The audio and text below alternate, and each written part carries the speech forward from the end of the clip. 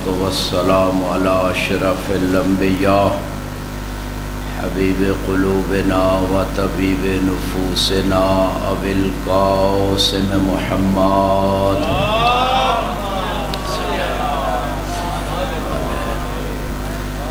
وعلى آله الطيبين الطاهرين المعصومين المنتخبين المنتجبين واللعنة الدائمة على أعدائهم أجمعين رب زدني علما رب اشرح لي صدري ويسر لي أمري واحلل عقدة من لساني يفقهوا قولي حسبنا الله ونعم الوكيل نعم المولى ونعم النصير أما بعد فقد قال الله سبحانه وتعالى في كتابه المجيد بسم الله الرحمن الرحيم يوم ندعو كل أناس بإمامهم صلوات اللهم صل على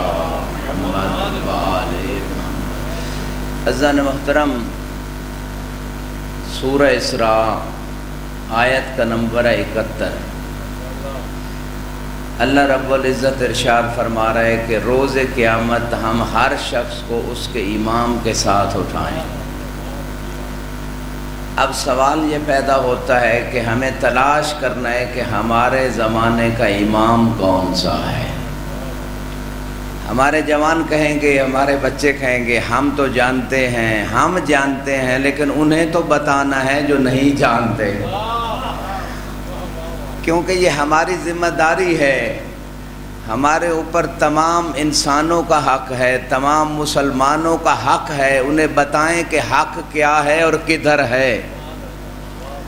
لہٰذا اس آیت کے ضمن میں ہمیں ہمیشہ تبلیغ عقیدہ امامت کرنا ہوگی، کیونکہ یہ آیت پکار کے کہہ رہی ہے کہ آپ لوگ پہچانو کہ آپ کے زمانے کا امام کون سا ہے کہ جس کے ساتھ آپ کو اٹھایا جائے گا. اب سوال یہ ہے کہ آیت کا نمبر 71 سورۃ اسراء ہے. یہاں پہ مجھے ایک مشہور حدیث بھی یاد آ گئی اور وہ ریلیٹڈ ہے اس آیت کے معنی کو سمجھنے کے لیے. توجہ ہے نا؟ مشہور حدیث ہے. کوئی فرقہ، کوئی مذہب، کسی فرقے کا مولوی اس حدیث کا انکار نہیں کرتا، اور وہ حدیث یہ ہے کہ اللہ کے رسول نے فرمایا کہ جناب موسیٰ کی امت کے 71 فرقے تھے، جناب عیسیٰ کی امت کے 72 فرقے تھے. وَسَتَفْتَرِقُ أُمَّتِي عَلَىٰ 73 فرقہ کلہم فی النار الا الواحدہ، اور میری امت کے 73 فرقے ہوں گے، سارے جہنمی ہوں گے، بس ایک جنتی ہوگا. حیدری سلامت رہیں. جن کو یقین نہیں ہے اپنے جنتی ہونے کا، ان کے لیے حدیث پڑھ دیتا ہوں. حدیث ثقلین فرمایا سنی شیعہ کتابوں کے اندر تواتر کی حد تک. تواتر کا معنی ہے کہ گویا کوئی یہ کہہ دے کہ ملتان کا وجود ہی نہیں ہے، وہ بندہ جھوٹا ہو سکتا ہے، ملتان کا وجود موجود. اسی طرح جو حدیث متواتر ہے، کوئی کہہ دے نہیں جی ضعیف ہے، حدیث واقع نہیں ہوئی، وہ بندہ جھوٹا ہو سکتا ہے، حدیث سچی ہے. فرمایا انی تارکن فیکم الثقلین، اور دوسری حدیث میں انی تارکن فیکم الخلیفتین. 2 بندے پیچھے بیٹھے ہیں، ان کے لیے جملہ کہہ رہا ہوں کہ میں تمہارے درمیان مشہور تو یہ ہے کہ ثقلین چھوڑ کے جا رہا ہوں، 2 بھاری گراں قدر چیزیں چھوڑ کے جا رہا ہوں، لیکن ایک حدیث میں 2 خلیفے چھوڑ کے جا رہا ہوں. ایک کا نام کتاب، دوسری کا نام میری اہل بیت اور عطرت. ما ان تمسکتم بہما لن تضلوا من بعد ابدا. जब तक दोनों का दामन पकड़ के रहोगे कभी गुमराह नहीं होगे। वलन यफ्तारिका हत्ता यरदा अलैयल हौज़, ये किताब और अहले बैत कभी जुदा नहीं होंगे यहाँ तक कि हौज़े कौसर पे आ जाएं। तो आप मुझे कहने दीजिए कि 73 फिरकों में उस फिरके की पहचान बड़ी आसान हो गई कि जो फिरका भी, जिसका बच्चा भी, जवान भी, बूढ़ा भी एक तरफ कुरान हाथ में लिए हुए है, दूसरी तरफ दामन अहले बैत हाथ में लिए हुए है, समझ लेना वही जन्नती फिरका है।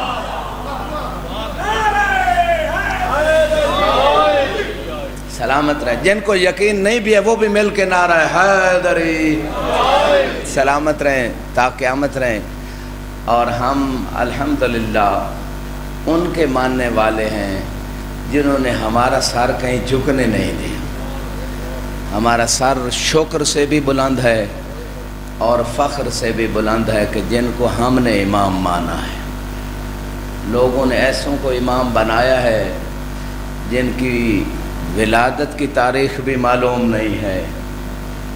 हमने ऐसों को इमाम बनाया है कि दुनिया में आए तो काबे में तशरीफ़ लाए और दुनिया से गए तो मस्जिद से गए।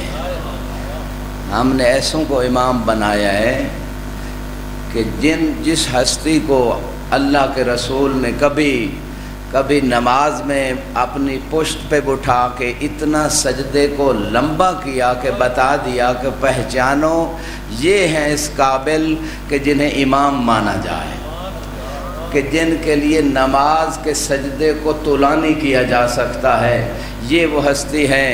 और कभी इतना बुलंद किया अली को काबे के बुत तुड़वाने के लिए। लोग कहते हैं कि अली रसूल का वज़न नहीं उठा सकते थे, लेकिन अफसोस ऐसे लोगों पे कि जब गार तक पहुंचाना हो तो इनका बुज़ुर्ग रसूल का वज़न उठा लेता है। अली जो खैबर शिकन है वो रसूल का वज़न नहीं उठा सकते थे, लेकिन मुस्तफ़ा बताना ये चाहते थे कि बुत वो तोड़े जिसने बुतों की कभी पूजा ना की हो। सलामत रहे। बुत वो तोड़े जो कभी बुतों के सामने झुका ना हो। लोगों ने जो इमाम बनाए, कोई 30 साल बुतों के सामने झुकता रहा, कोई 40 साल झुकता रहा, घबरा तो नहीं गए। लेकिन हमने जिन्हें इमाम बनाया, हमारे अहले सुन्नत भाई भी कहते हैं अली करमल्लाहु वजहहू, कि अल्लाह ने अली के चेहरे पे करम किया है। अब जब इसकी एक्सप्लेनेशन पूछी गई कि करम के क्या मीनिंग्स हैं, कि अली के चेहरे पे करम कैसे हुआ, कहा करम ये है कि अली कभी किसी बुत के सामने झुके नहीं थे। सलामत रहे। दरूद पढ़े बार मोहम्मद वाले।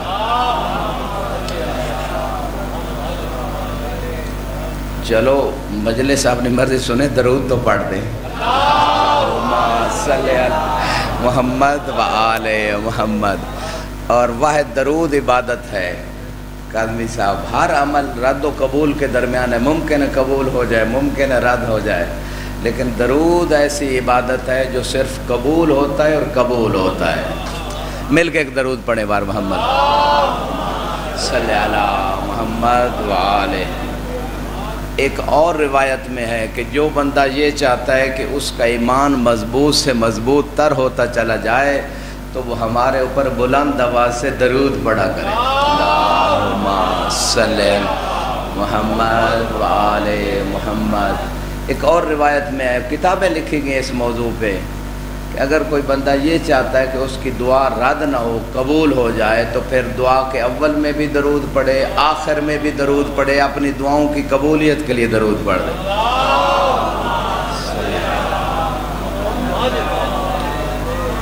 यौम नदो कुल्ला उनासिन बे इमामहिम, कि रोज़े क़यामत हम हर शख्स को उसके इमाम के साथ उठाएंगे जिसको उसने इमाम माना होगा। एक मरतबा ग़ज़वा सिफ़ीन पे अभी मेरे जहन में वो वाक़या आया। इमाम कूफा से अपने लश्कर को तैयार करके हाकिम शाम के मुकाबले के लिए जा रहे थे। 8 बंदों ने कहा कि हम अली के साथ नहीं जाएंगे, हम अकेले जाएंगे। راستے میں ایک جگہ بیٹھے تھے تو اتنے میں ایک جنگل کا جانور جسے ہم اپنی زبان میں گوہ کہتے ہیں وہ آگے بڑھا، جس کو عربی میں ذب کہتے ہیں۔ تو ان میں سے ایک کہنے لگا کہ علی بڑا دعویٰ کرتے ہیں کہ وہ غیب کو جانتے ہیں، آج ہم علی کو امام نہیں مان رہے بلکہ ہم اس گوہ کو امام مان رہے ہیں۔ یہ 8 بندے جب لشکر میں جا کے ملے، علی خطبہ دے رہے تھے، یہ بندے جب آ کے ملے نا اس محفل میں، امام نے یہی آیت پڑھی، یوم ندعو کل اناس بامامہم، روز قیامت ہم ہر شخص کو اس کے امام کے ساتھ اٹھائیں گے۔ لوگ کہتے ہیں کہ علی کو غیب کا پتہ نہیں، کچھ لوگ آپ میں سے وہ بندے بیٹھے ہیں، میں چاہوں تو نام بھی لے سکتا ہوں۔ مولا علی نے فرمایا آپ میں سے 8 بندے ایسے ہیں جو علی کے ساتھ نہیں اٹھیں گے بلکہ ان کا امام یہ گوہ ہوگی۔ سلامت رہے، ایک درود پڑھے بار محمد وآلہ صلی اللہ۔ اب میں آپ کی خدمت میں، لوگ کہہ سکتے ہیں کہ یہ ساری دلیلیں یہ قرآن کی اس آیت کی تفسیر نہیں ہے، کوئی کہہ سکتا ہے، حالانکہ یہ اس آیت کی تائید بن رہی ہے، چاہے حدیث ثقلین ہے، چاہے یہ واقعہ ہے، چاہے وہ مشہور حدیث خلفائی اثنا عشر وکلہم من قریش کہ میرے 12 خلیفے ہیں، سارے قریش سے ہیں۔ لوگوں نے مانگ تانگ کے یزید کو بھی خلیفہ بنا لیا، چلو کوئی بات نہیں، انہوں نے اپنی پارٹی ظاہر کر دی کہ ہم یزید والے ہیں، آپ کو گھبرانے کی ضرورت نہیں۔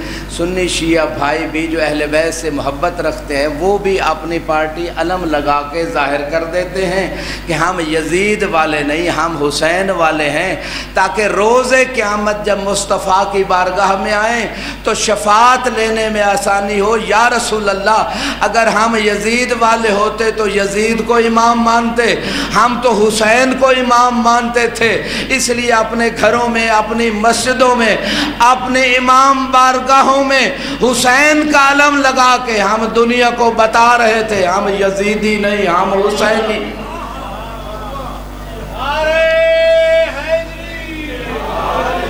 سلامت رہیں۔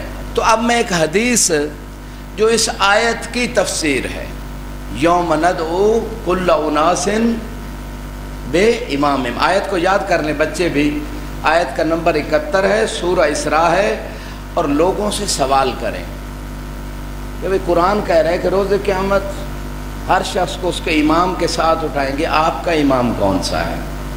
یہ سوال بنتا ہے یا نہیں بنتا؟ سوال بنتا ہے، اپنی زبانوں کو حرکت دیں تاکہ آپ کی گواہی ہو جائے۔ سوال بنتا ہے، ہر عاقل بالغ سے سوال کریں کہ آپ کا امام کون سا ہے۔ آئیے اس سے پوچھتے ہیں کہ اس آیت میں امام سے مراد کون ہے جس پہ قرآن نازل ہوا ہے۔ اللہ کے رسول نے جب یہ آیت تلاوت کی، کتاب کا نام ہے تفسیر البرہان۔ کیا نام ہے؟ تفسیر اگر اردو میں ٹرانسلیشن ہے تو ضرور اس کا مطالعہ کریں، بہت مہم ترین تفسیر ہے، معصوم کے فرمان سے تفسیر کرتی ہے یہ تفسیر البرہان، اور راوی کا نام ہے جابر ابن عبداللہ الانصاری، اور جس امام سے روایت ہے وہ امام باقر علیہ السلام۔ پچھلے بھی درود پڑھ دیں، صلی اللہ۔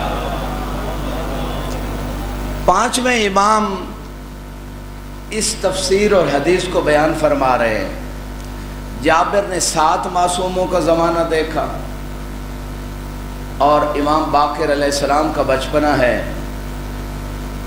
رسول خدا نے اپنے صحابی جابر سے فرمایا تھا، جابر ان قریب تو میرے ایک بیٹے سے ملے گا جس کا نام میرے نام پہ ہوگا، وَيَبْقُرُ الْعِلْمَ كَمَا يَبْقُرُ الثَّوْرُ الْأَرْضُ، وہ علم کو ایسے شرح اور شگافتہ کریں گے جیسے بیل زمین کا چینش زمین کا سینہ شگافتہ کر دیتا ہے، شرح کر دیتا ہے۔ گویا یہ واقعہ بتا رہا ہے، کوئی نبی کو اپنے جیسا امی ان پڑھ سمجھے تو سمجھے، مصطفیٰ بتا رہے ہیں کہ مجھے اللہ نے وہ علم غیب عطا کی ہے کہ میں اتنا بھی جانتا ہوں کہ جابر اس وقت تک زندہ رہے گا جب تک کہ میرے بیٹے باقر کی زیارت نہ کر لے۔ یہ مصطفیٰ کا علم غیب ہے۔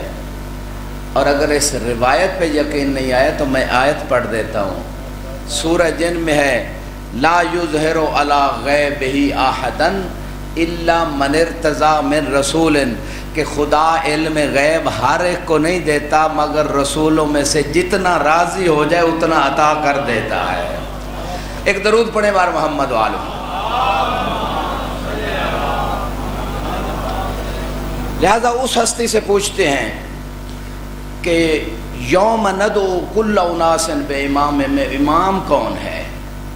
جابر راوی ہیں، 5ویں امام سے روایت کی ہے، تفسیر برہان کتاب کا نام ہے، اور جابر صحابی جلیل ہیں۔ یہ وہی ہیں جنہوں نے سیدہ کے پاس جنت سے آئی ہوئی وہ تختی دیکھی تھی کہ جس تختی پہ 12 ائمہ کے نام لکھے ہوئے تھے۔ لوگ کہتے ہیں بھئی اگر 12 امام یہی ہیں تو نام دکھائیں، ینابی المودع بچے بھی یاد کر لیں، جوان بھی یاد کر لیں۔ اہل سنت بھائیوں کی کتاب ہے جس میں ایک حدیث مصطفیٰ ہے، اللہ کے رسول کے زانو پہ امام حسین تشریف فرما تھے، اتنے میں رسول خدا نے صحابہ کے سامنے یہ جملے کہے، یا حسین انت سید و اخو سید و ابن سید، اے حسین تو بھی سردار، تیرا بھائی بھی سردار، تیرا بابا بھی سردار۔ بات یہاں پہ ختم نہیں ہوئی بلکہ آگے فرمایا انت الامام و اخو الامام و ابن الامام و ابو ائمۃ التسعہ تاسعہم قائمہم، جو جاگ رہے ایمان کی تازگی لینے آیا ہے۔ اہل سنت مصدر میں رسول خدا نے 12 ائمہ کے نام بتا دیے، فرمایا اے حسین تو بھی امام ہے، تیرا بھائی بھی امام ہے، تیرا بابا بھی امام ہے، اور تیرے 9 بیٹے بھی امام ہیں، ان میں سے 9واں قائم مہدی ہے۔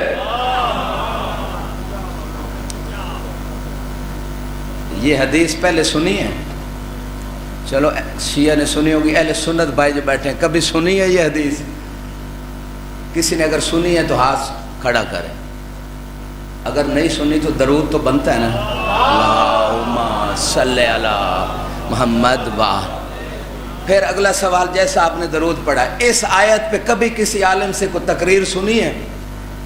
اس آیت پہ اگر سنی ہاتھ کھڑا کرے امام بارگاہ میں، اگر نہیں سنی تو میں کئی 100 کلومیٹر کر کے آتا ہوں، آپ مجھے تھکے ہوئے کیوں دکھائی دیتے ہیں؟ تھکا ہوا درود کیوں پڑھتے ہیں؟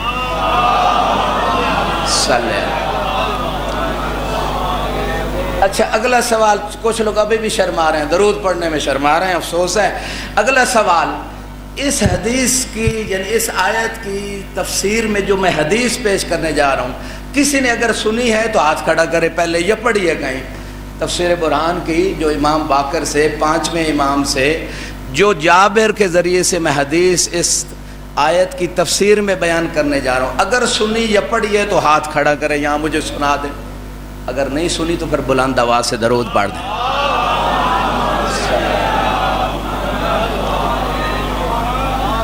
بارکہ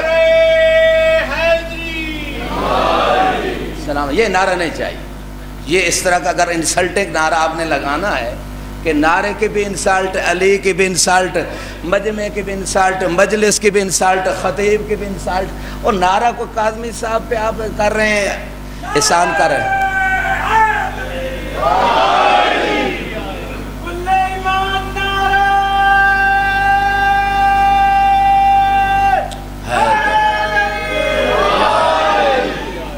اس مجلس میں کوئی آ جائے تو بوڑھا حبیب ابن مظاہر بھی ایمان میں جوان ہو جاتا ہے۔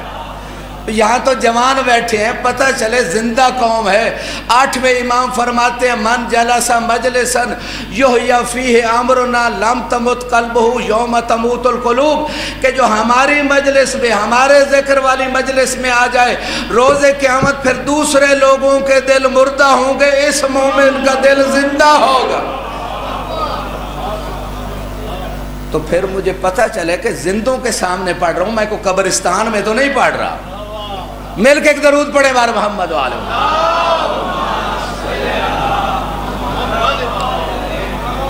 یوم ندعو کل اناس، میرے ساتھ آیت پڑھ۔ اب یہ آیت میں آج دوسرے دن ہے، کتنی دفعہ پڑھ چکا ہوں، آیت یاد ہو جانی چاہیے۔ یہ باب العلم کے ماننے والے بیٹھے ہوئے ہیں۔ یوم ندعو کل اناس بے امامہم، کل تک ہر بندے کو آیت یاد ہو، چلو آیت یاد نہ ہو، آ جانا یہ نہ ہو کہ مولوی صاحب آیت سنیں گے۔ درود پڑھے بار محمد والے۔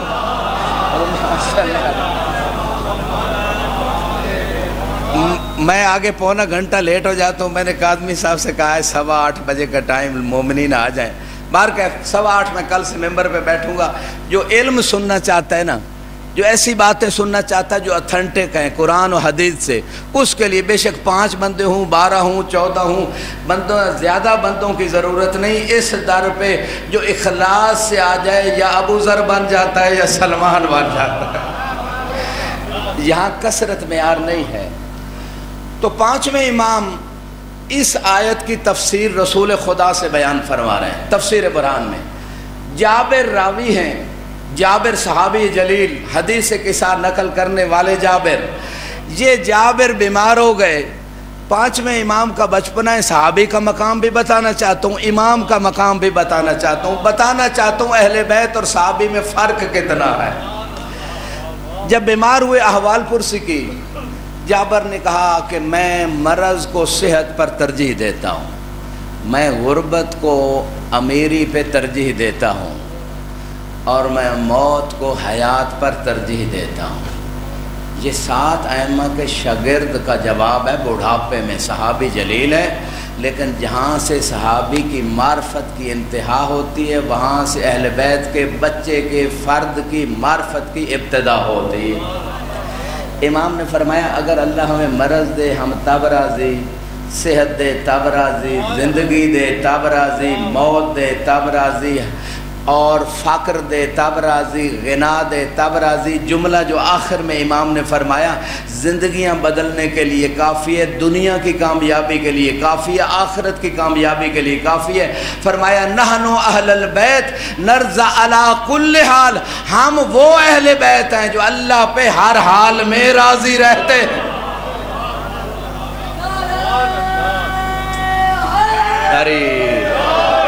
سلامت رہیں تا قیامت رہیں۔ اور جن لوگوں کو یا علی ماں نے گھٹی میں پلایا ہے، یا علی یہ ایٹم بم سے زیادہ وزنی ہے، یا علی، چونکہ جو یا علی کا ورد کرتا ہے نہ صرف علی کا ذکر ہوتا ہے بلکہ اللہ کے رسول کا ذکر بھی، اللہ کا ذکر بھی، عبادت بھی حدیث مصطفیٰ کی روشنی میں ہے۔ میں کہنا یہ چاہتا ہوں کہ پاکستان کے پاس اس وقت ایٹامک انرجی نہیں تھی، ایٹم بم نہیں تھا، 1965 کی جنگ، لیکن ایٹم بم سے زیادہ وزنی چیز جو ہماری فوج کے پاس تھی، 1965 کی پی ٹی وی کی بلیک اینڈ وائٹ نشریات کو اٹھا کر دیکھ لے، جو فوجیوں کے پاس سب سے وزنی طاقتور چیز تھی کہ جب بھی حملہ کرتے تھے بس ایک نعرہ لگاتے تھے، نعرہ حیدری۔ تو آج پوری دنیا شیطانی طاقتیں علی والوں سے کیوں ڈر رہی ہیں؟ کیونکہ علی والوں کے پاس علی جیسا امام موجود ہے، چونکہ انہیں پتہ ہے کہ ہر بندہ فرار کر سکتا ہے، یہ حیدر کرار غیر فرار کے ماننے۔ سلامت رہتا قیامت رہے۔ لہذا امام نے عبودیت کے بلند ترین مرتبے کو بتا دیا کہ خدا پہ ہر حال میں راضی رہنا، یہ عبودیت کا بلند ترین مرتبہ ہے۔ یوم ندعو کل اناس بے امامہم، اس آیت کی تفسیر میں 5ویں امام جابر سے فرماتے ہیں کہ جب یہ آیت اللہ کے رسول نے صحابہ کو سنائی تو صحابہ نے ایک سوال کیا، یا رسول اللہ الست امام الناس کلہم اجمعین، اے اللہ کے رسول کیا آپ سارے لوگوں کے امام نہیں ہیں؟ آپ نے جب یہ آیت تلاوت کی تو صحابہ کے ذہن میں یہ سوال آ گیا رسول خدا نے فرمایا انا رسول اللہ علی جمیع الناس اجمعین، کہ میں تمام لوگوں کے اوپر اللہ کا رسول ہوں۔ جو بات آپ صحابہ سے فرما رہے ہیں وہ قرآن میں بھی ہے، وما ارسلناک الا کافۃ للناس، اے حبیب ہم نے تمام انسانوں کے لیے آپ کو رسول بنا کے بھیجا ہے۔ اس کا مطلب ہے قیامت تک جب تک انسان ہے رسالت باقی ہے، تو ختم نبوت کے لیے اس سے بڑی دلیل کوئی نہیں۔ کوئی قادیانی جھوٹے ہزاروں دعوے کرتا رہے، قرآن کہہ رہے یہ رسالت قیامت تک کے لیے، پچھلی رسالت ختم ہوگی تو اگلی شروع ہوگی، جب تک قیامت نہیں آئے گی رسالت باقی۔ اور اپنی رسالت کی حفاظت کے لیے غدیر پہ 12 ائمہ کی امامت کا اعلان ہو گیا۔ اسی وجہ سے تو قرآن میں یہ آیت آ گئی، الیوم یائس الذین کفروا من دینکم، کہ آج غدیر کے دن لوگوں کے دلوں میں تھا رسول چلے جائیں گے، دین ختم ہو جائے گا، لیکن غدیر پہ جب 12 ائمہ کی امامت کا اعلان ہوا تو غدیر کے دن حالانکہ حاجی کھڑے تھے، نمازی کھڑے تھے، اللہ نے اعلان کروا دیا آج 12 ائمہ کی امامت کے اعلان سے اور تو کوئی مایوس نہیں ہوا، کافر مایوس ہو گئے۔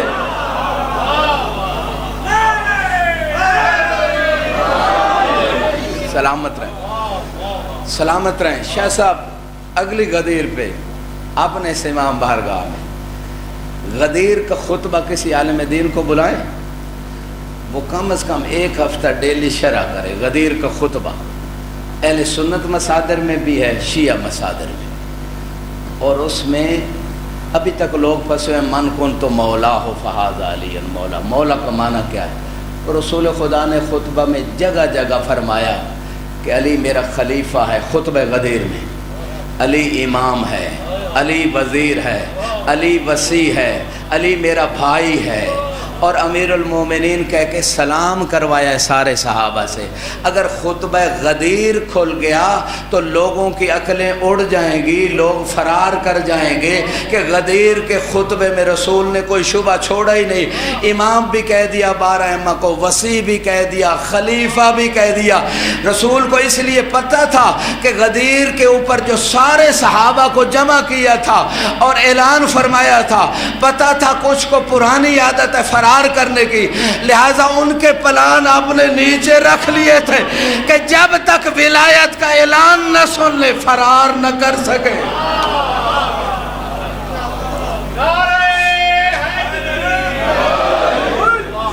سلامت رہیں، خدا ان ہاتھوں اور زبانوں کو سلامت رکھے۔ تو 5ویں امام فرماتے ہیں صحابہ نے سوال کیا یا رسول اللہ یہ جو قرآن میں بات ہو رہی ہے کہ ہر شخص کو اس کے امام کے ساتھ اٹھایا جائے گا، کہ آپ امام نہیں ہیں اس آیت میں مراد؟ فرمایا میں رسول ہوں کائنات کے لیے، ولیکن سیکون من بعدی ائمہ من اللہ من اہل بیتی، ان قریب میرے بعد میری اہل بیت سے اللہ کی طرف سے امام ہوں گے۔ گویا اللہ کے رسول فرما رہے ہیں کہ جو امام ہوتے ہیں وہ کسی چھپر کے نیچے الیکشن سے نہیں آتے، اللہ کی سلیکشن سے آتے ہیں۔ جن لوگوں کو بات پہنچ گئی میں ان کو سلام کرتا ہوں، اور جن کو نہیں پہنچی ان کے لیے اگلی آیت پڑھ دیتا ہوں۔ آپ درود پڑھیں بار محمد۔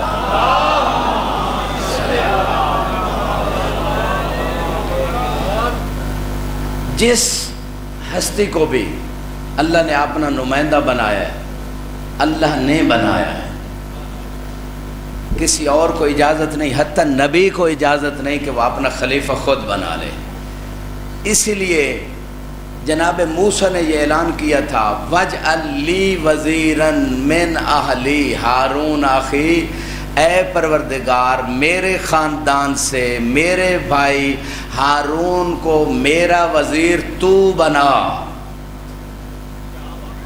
یہ نہیں کہا کہ میری امت بنائے، امت کو اختیار دے دے کہ وہ بنائے۔ اس کا مطلب ہے موسیٰ بھی کہہ رہے اللہ تو بنا۔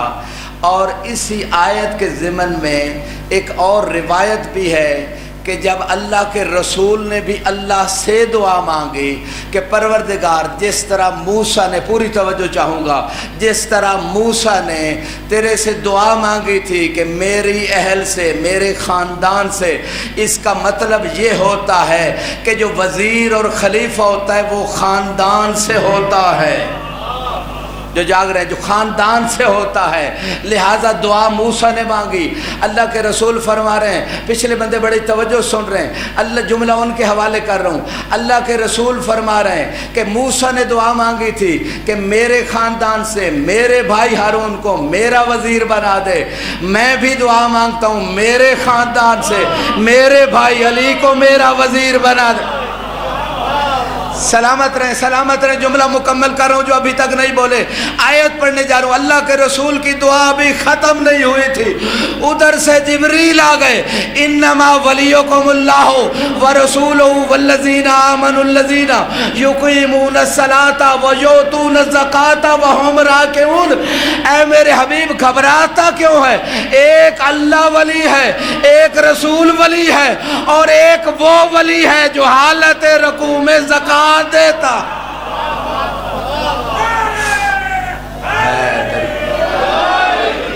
سلامت رہیں، سلامت رہیں تا قیامت رہیں۔ اس سے اگلی آیت، اس آیت کا نمبر ہے 56، اس سے اگلی آیت بھی اسی آیت سے ریلیٹڈ ہے۔ اب یہ تو اللہ نے حکم تو صادر کر دیا کہ تمہارا مولا و آقا کون ہے، رسول کا وزیر اور جانشین کون ہے، یہ حکم تو آیت میں آ گیا۔ اب اللہ کو بھی پتہ تھا کہ اس حکم کو ہر بندہ مانے گا نہیں، توجہ ہے نا، ہر بندہ مانے گا نہیں۔ ممکن ہے ظاہراً مبارکباد دے دیں، بخن بخن مبارک، لیکن دل سے نہ مانے تو پھر بھی اس بندے کا نقصان ہوگا۔ اللہ نے اگلی آیت آپ کی شان میں اتار دی۔ پچھلی آیت تھی شاہ صاحب مولا علی کی شان میں، رسالت کی شان میں، اللہ نے اپنا مقام بیان کیا۔ اس سے اگلی آیت ان کے بارے میں ہے جنہوں نے علی کو ولی مانا تھا۔ پوری توجہ چاہوں گا، اللہ نے اگلی آیت میں فرمایا وَمَن يَتَوَلَّ اللَّهَ وَرَسُولَهُ وَالَّذِينَ آمَنُوا فَإِنَّ حِزْبَ اللَّهِ هُمُ الْمُفْلِحُونَ۔ اب جو قرآن کے بارے میں شک کرے اس کے ایمان پہ شک ہے، جو ابو ذر و سلمان بننے ہے اس کے لیے پوری ذمہ داری سے روایات کی روشنی میں اللہ نے کہا ہے میرے حبیب تجھے گھبرانے کی ضرورت نہیں ہے، تو علی کی ولایت کا اعلان کر دے، تو 12 ائمہ کی امامت و ولایت کا اعلان کر دے، اور اس کے بعد جو بھی اللہ کو مولا مان لے گا، رسول کو مولا مان لے گا، والذین آمنوا جو 12 ائمہ کو مولا مان لے گا، یہی تو اللہ کا حزب ہے، یہی تو اللہ کا گروہ ہے، اور یہی لوگ تو کامیاب ہونے والے۔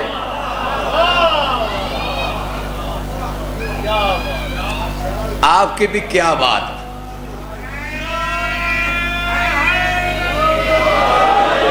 سلامت رہے۔ چلو مولا علی کی شان پہ تو لگتا ہے آپ کی شان بیان ہو رہی، وہ آپ کو اپنی شان پہ تو شکر خدا کے لیے علی علی کرنا چاہیے۔ ایک درود پڑھے بار محمد وآلہ صلی اللہ محمد۔ بس آخری بات اور مصائب کی طرف آ رہا ہوں۔ میری ہر سال کوشش ہوتی ہے کہ اصول دین اور فروع دین میں سے ہر ایک کی تھوڑی بہت اہمیت اپنی نئی نسل کو بتائی جائے، کیونکہ ایمان فقط عقیدے کا نام نہیں ہے، ایمان کے ساتھ عمل صالح بھی چاہیے۔ بلکہ معصوم فرماتے ہیں کہ اگر کسی بندے کے ایمان کی مضبوطی کو جاننا چاہتے ہو تو اس کے اعمال کو دے، جتنا عمل مضبوط اتنا عقیدہ مضبوط ہے۔ کل تھوڑا سا میں نے نماز کی اہمیت بتائی تھی، آج تھوڑی سی اہمیت روزے کے بارے میں۔ قرآن نے کہا وَأَن تَصُومُوا خَيْرٌ لَكُمْ، روزہ رکھو تمہارے لیے بہتر ہے، تمہارے لیے خیر ہے۔ جب اللہ کہہ دے خیر ہے تو کون ہو سکتا ہے جو کہے اس میں خیر نہیں؟ اور رسول خدا نے تو آج کے دور کا، ہر دور کا بڑے مسئلے کا سلوشن دیا۔ سومو تساہو، لوگ مرضوں کا شکار ہیں، دن بدن ریسرچ بڑھتی جا رہی ہے، میڈیکل میں مرضیں بڑھتی جا رہی ہیں، جتنی دوائیاں کھاتے ہیں ایک طرف سے ٹھیک ہوتے ہیں، 2 مرضیں اور لگ جاتی ہیں، سائیڈ ایفیکٹس ہوتے ہیں۔ تو روزے کو ایسا نسخہ قرار دیا کہ روزہ رکھو صحت مند ہو جاؤ۔ آج غربی ڈاکٹر بھی آپ کو فاسٹنگ کا کہتے ہیں، ان کے اندر یہ اسلام میں کنسیپٹ نہیں ہے، لیکن وہ کہتے ہیں 12-14 گھنٹے 16 گھنٹے آپ کوئی چیز نہ کھائیں، آپ کے معدے کے مسائل، آپ کے لیور کے مسائل، آپ کے کڈنی کے مسائل حل ہو جائیں گے۔ اس کا مطلب ہے جس نے یہ مشین یعنی انسان کو بنایا ہے، جس خالق نے، اسے پتہ ہے کہ اس کی صحت کے لیے سال میں کم از کم 1 مہینہ روزے ضروری ہے، تو لہٰذا اس میں انسان کی صحت ہے۔ رسول خدا فرما رہے ہیں جسمانی صحت بھی ہے اور روحانی صحت بھی ہے۔ جس طرح ہمیں جسمانی بیماریاں لگی ہوئی ہیں، اسی طرح ہمیں روحانی بیماریاں لگی ہوئی ہیں۔ جب انسان روزہ رکھتا ہے تو دوسرے انسانوں کا احساس ہوتا ہے، غریب کا احساس ہوتا ہے، اس کی بھوک و پیاس کا احساس ہوتا ہے، روز قیامت کی بھوک و پیاس انسان یاد کرتا ہے۔ اور پچھلے سال بھی اسی امام بارگاہ میں میں نے وہ روایتیں جن کی روشنی میں علماء نے فتوے دیے ہیں، معصوم فرماتے ہیں اگر کوئی شخص ایک نماز بغیر عذر شریک ہے، عذر ہے ہی کوئی نہیں، جو جوان آدمی ہے ساری رات بے شک جاگتا رہے، موبائل پہ بیٹھا رہے، الارم لگا لے صبح کی نماز کے لیے، جو ایک نماز بغیر عذر کے چھوڑتا ہے، یا ایک روزہ یعنی مسافر بھی نہیں، مریض بھی نہیں، اتنا بڑھاپا بھی نہیں، بچے والی مستور بھی نہیں، یعنی جو عذر شرعی ہیں کوئی عذر نہیں ہے، پھر بھی جو ایک روزہ چھوڑ دے اس کی سزا کتنے کوڑے ہیں، ایک روزہ یا ایک نماز۔ پچھلے سال میں نے اس امام بارگاہ میں مسئلہ بتایا تھا۔ آپ مولوی صاحبان کے حافظے کا امتحان لیتے ہیں کہ کتنا حافظہ ہے، آپ کے حافظے کا بھی میں امتحان لے رہا ہوں، پچھلے سال ریکارڈنگ میں ہے، یہی مسئلہ میں نے بتایا تھا۔ بتائیں کتنے بندوں کو یاد ہے ایک نماز چھوڑے؟ اور شاہ صاحب کے بیٹے نے وہ ویڈیو چھوٹا کلپ بنا کے وائرل بھی کیا تھا۔ اچھا اب مجھے بتائیں، جی بسم اللہ، 60 کوڑے ایک جواب آ گیا۔ مجھے نیلام گھر والی بات یاد آ گئی۔ طارق عزیز مرحوم نے پوچھا بکری کی کتنی ٹانگیں ہیں؟ تو کسی نے کہا 3 ہیں۔ اس نے کہا آپ قریب قریب ہیں، آپ کو انعام دیا جاتا ہے۔ آپ شاہ صاحب ہیں جو بھی مومن قریب قریب ہیں۔ اور کوئی بندہ بتائے، پچھلے سال کا امتحان سال بعد لے رہا ہوں تاکہ جب مجلس میں بندہ اٹھ کے جائے کچھ تو ذہن میں رہے، فقط مولوی صاحب ہی سارا سال رٹا نہ لگاتا رہے، کچھ آپ بھی یاد کریں، بچوں کو یاد کرائیں، فقہی مسائل یاد کرائیں۔ معصوم فرماتے ہیں کم از کم جمعے کے دن اپنی اولاد کو اور خود دین کے لیے سیکھنے کے لیے وقف کرو، ہفتے میں 1 دن۔ اب تو میڈیا کا دور آسان ہو گیا دین سمجھنا سیکھنا۔ ایک بندے نے چلو جواب دینے کی کوشش کی تو بتایا تھا جو ایک نماز بغیر عذر شرعی کے چھوڑ دے یا ایک روزہ، اس کی سزا 25 کوڑے۔ اب کوڑے یہ نا گھر جا کے بچوں پہ کوڑے برسانا شروع کر دینا۔ کوڑے یا نبی ماریں گے یا امام ماریں گے یا وہ فقیہ مجتہد جس کے ہاتھ میں حکومت ہے، اس کو اجازت ہے کہ وہ حدود جاری کر سکتا ہے۔ کوئی جرم کرے اس کے اوپر جو شرعی حدود ہیں، جو سزا ہے، اس کو جاری کروائے۔ اب امام کے انتظار میں ہم سب، تو لہٰذا جو سچے منتظر ہیں وہ امام کی تلوار آنے سے پہلے ہی ایسے ابو ذر و سلمان بن جاتے ہیں کہ چیز ہے کہ امام کی تلوار اس پہ چلے۔ امام فرمایا نہیں، تو مالک اشتر کی جگہ کھڑا ہو جا، تو محمد ابن ابی بکر کی جگہ کھڑا ہو جا، ایسے بن جاؤ۔ درود پڑھیں بارما۔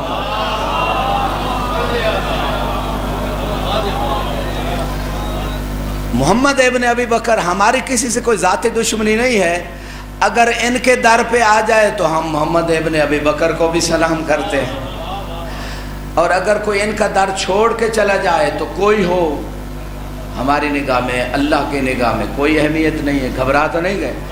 اور مالک اشتر کے بارے میں مولا نے فرمایا تھا کان علی کما کنت لرسول اللہ، میں کہتا ہوں جتنے بھی صحابی آئے، جتنے ائمہ کے صحابی آئے، اتنی بڑی فضیلت میں نے کسی صحابی کی نہیں سنی۔ مولا علی نے فرمایا مالک اشتر میرا ایسا ہی فرما بردار تھا جیسے میں رسول اللہ کا فرما بردار۔ یہ تھا مالک اشتر، مولا کی مولا کی فوج کا chief of army staff. Pakistan ایک چھوٹا سا ملک ہے، مولا کی حکومت کئی بر اعظموں پہ تھی. آج اگر کسی کے پاس تھوڑا سا عہدہ آ جائے، 18واں گریڈ 20واں گریڈ کسی محکمے میں ہو، وہ سمجھتا ہے میں ہی میں. مالک اشتر کو ایسے اتنا بڑا ٹائٹل نہیں ملا. مولا علی کی اتنی بڑی تربیت تھی کہ کوفے کی مسجد میں سادہ لباس میں جا رہے ہیں، ایک بندہ جانتا نہیں تھا، اس نے مذاق میں ایک ڈھیلا مارا. کسی نے کہا جانتے ہو یہ کون ہے؟ کس سے مذاق کر رہے ہو؟ کس کو ڈھیلا مارا ہے؟ واہ مجھے تو نہیں پتا. کہا مالک اشتر ہے، مولا علی کی فوج کا چیف آف آرمی سٹاف. یہ بندہ کانپنے لگا، پیچھے بھاگا، معافی مانگو شاید مجھے قتل ہی نہ کرا دے. آج کا کوئی فوجی ہوتا تو فوراً جیل میں ڈلوا دیتا، لیکن یہ امام زمانہ کے فوج کا سپہ، امام علی کی فوج کا سپہ سالار تھا. لہٰذا اس نے کیا کیا؟ یہ مسجد میں گیا، یہ ہے تربیت. یہ مسجد میں گیا، 2 رکعت نماز پڑھی. یہ کانپتا ہوا بندہ آ کے معافی مانگ رہے. یہ ہے ائمہ کے تربیت شدہ افراد کا مقام و معرفت و عمل صالح کہ یہ کانپتا ہوا معافی مانگ رہے. اب مالک اشتر نے کہا کس بات کی معافی؟ کہا میں نے جسارت کی، میں جانتا نہیں تھا، میں نے آپ کو ڈھیلا مار دیا. کہا میں ابھی مسجد میں 2 رکعت نماز پڑھ کے اللہ سے تیرے لیے مغفرت کی دعا کر کے آ رہا ہوں.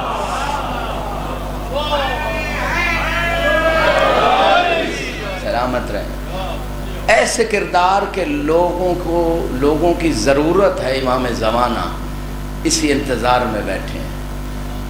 اور جو 313 امام نے گورنر بنانے نا پوری دنیا کے، ان میں مالک اشتر جیسے لوگوں کی ضرورت ہے. آخری خیمے پہ پہنچ چکے ہیں، فتح کے قریب. ادھر مولا کا حکم آیا. اگر کوئی جذباتی ہوتا، نہیں جی میں اتنی جنگیں اتنے دن لڑتا رہا، اتنے بندے مروا چکا، اب میں مار کے ہٹوں گا. مالک اشتر کی نگاہ میں ظاہری فتح نہیں تھی، بلکہ مالک اشتر کی نگاہ میں مولا کا حکم تھا.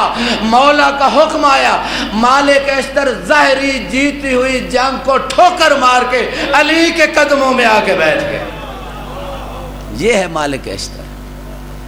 لہذا یہ کردار اپنانے کی ضرورت ہے تاکہ امام آ جائیں. امام میں کمی نہیں ہے، امام ہمیں دیکھ رہے ہیں. ہم میں سے کون مالک اشتر ہے، کون ابو ذر ہے، کون سلمان ہے. گھبرا تو نہیں گئے؟ درود پڑھیں بار محمد وال.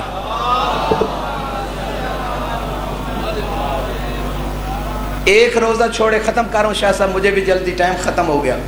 8:15 کل تشریف لے آئیں. جو واقعا علم سننا چاہتے ہیں، یہ 10 دن ہیں، پھر پتہ نہیں کب آئیں یا نہ آئیں، سن لیں 10 دن. لہٰذا دنیا کے مسئلے تو ختم نہیں ہوں گے. لوگ ساری رات فضولیات پہ بیٹھے رہتے ہیں، سارے دن بیٹھے رہتے ہیں نیٹوں پہ. یہ مجلس حسین حر بنانے کے لیے. آؤ حر بنو اس مجلس میں، اہل بیت کی نظر کرم لو. ایک نماز چھوڑے یا ایک روزہ، کتنی سزا ہے؟ 25. سارے یہ بولے تاکہ یاد ہو جائے. اگلے سال پھر اللہ نے اگر میری ڈیوٹی لگائی. کاظمی صاحب نے تو پوری زندگی کے لیے کہہ دیا، لیکن میرا عقیدہ ہے جہاں مولا ڈیوٹی لگاتے ہیں وہیں لگتی. ملتان سے ایک بندہ روایت میں ہے، جو 313 ہیں ان میں سے ایک بندہ جو گورنر بنے گا کسی علاقے کا، چاہے ہندوستان پورے کا بن جائے، انڈیا، پاکستان، بنگلہ دیش، ملتان سے پورے یعنی بر صغیر سے ایک بندہ ہے. وہ کہاں سے ہے؟ ملتان والے تو بول پڑیں، وہ ملتان سے ہے. تو خوش قسمت ہو کہ امام زمانہ کا ایک گورنر آپ میں سے ہوگا. لہذا آپ تیاری کرو، ممکن آپ ہو جائیں. درود پڑھیں بار محمد والو.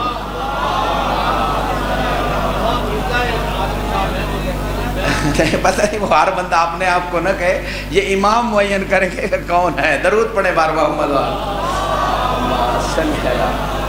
اگر 2 روزے چھوڑ دے، جلدی سے گزر ہوں، یا 2 نمازیں بغیر عذر شریک ہے تو کتنی سزا ہے؟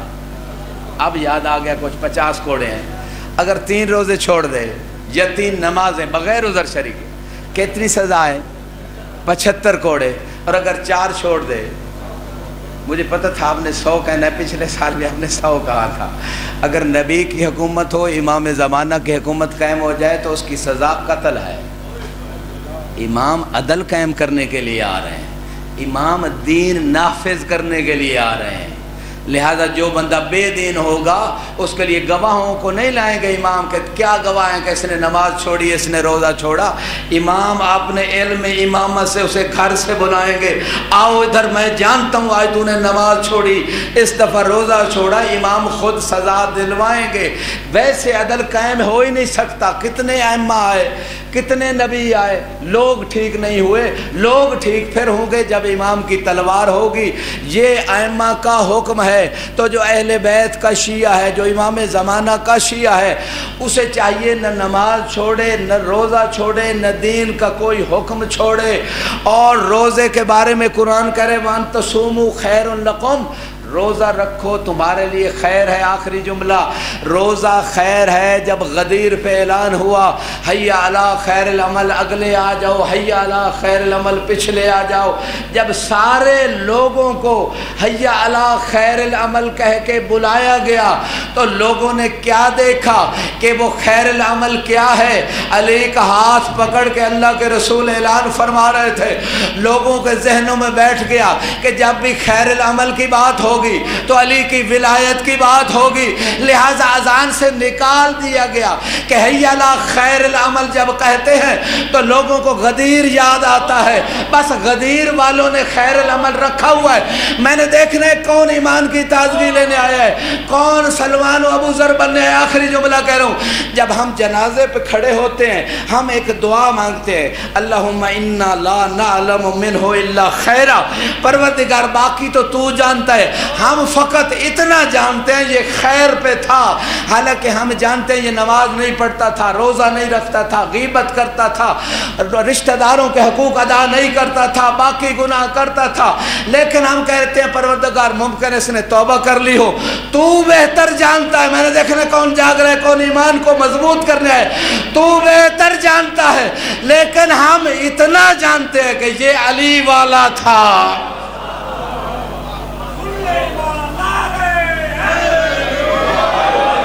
سلامت رہیں، دونوں ہاتھوں کو بلند کر کے غدیر کے ہاتھوں کی یاد میں نعرہ حیدری، سلامت رہیں۔ یہ آپ کا نعرہ پیغام جاتا ہے دنیا کو کہ علی والے اب بھی زندہ ہیں، علی والوں کے دل زندہ ہیں، علی والوں کے ایمان زندہ ہے۔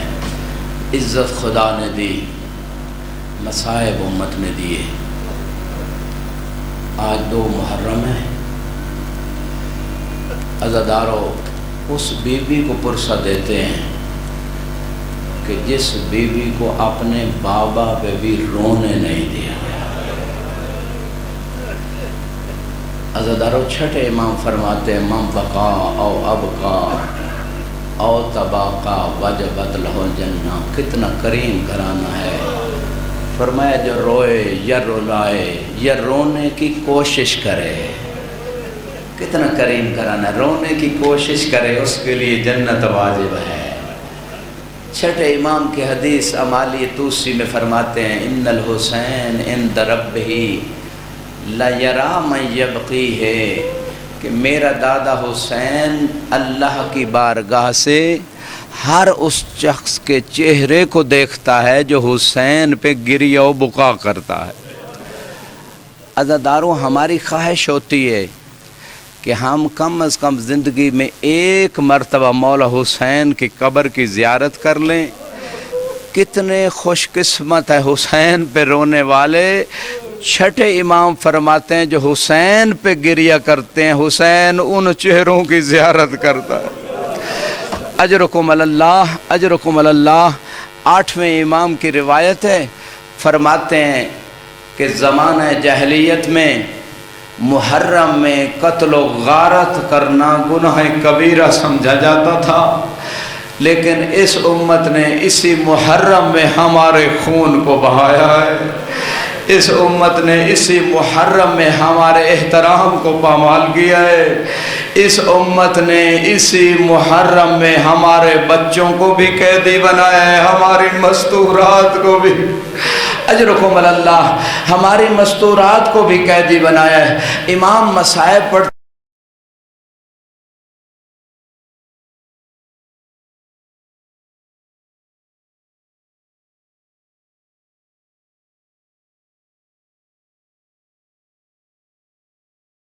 فرماتے ہیں کہ ہمارے خیموں میں ایسی آگ لگی تھی، اور روایت کہتی ہے کہ علی کی بیٹی جب ایک خیمے کو آگ لگتی دوسرے خیمے میں چلی جاتی۔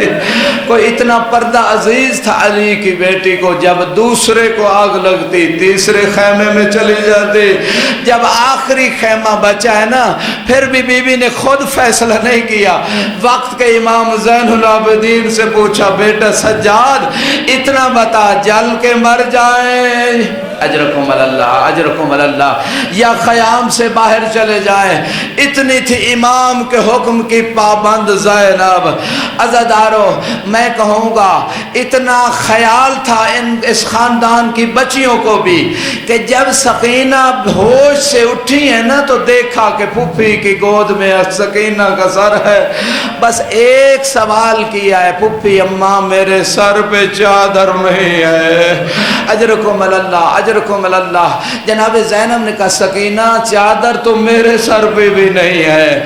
عزاداروں میں کہوں گا مسلمانوں نے اتنی مہلت بھی نہ دی کہ جناب سکینہ اپنے دور اتار کے خود دے دیتی، اور جناب سکینہ کہتی رہی ظالم مہلت دے دے، میں خود اجرکم اللہ اجرکم اللہ، میں خود اتار کے دے دیتی ہوں۔ یہ ظالم کہتا اگر میں نے مہلت دی کوئی اور اتار کے اجرکم اللہ اجرکم اللہ، اس سے بڑھ کر کیا مسائل بڑھوں، کوئی اور اتار کے لے جائے گا۔ اس لیے جب بابا کے لاشے پہ پہنچی ہے نا جناب سکینہ، بیٹیوں کے لیے جملہ کہہ رہا ہوں، بہنوں کے لیے، بابا سے کہا بابا تیرے بعد میرے کان زخمی ہے، بابا تیرے بعد ہمارے سر زخمی ہے، اور لعنتیوں نے اتنی مہلت بھی نہ دی، کوئی بیویاں چادریں خود اتار کے دیتی، یہ ملعون نیزے مارتے تھے۔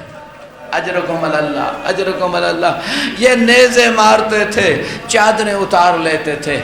بڑے حوصلے سنتے ہیں عزادارو، گریہ ہو چکا، بس تھوڑا سا مصائب اور۔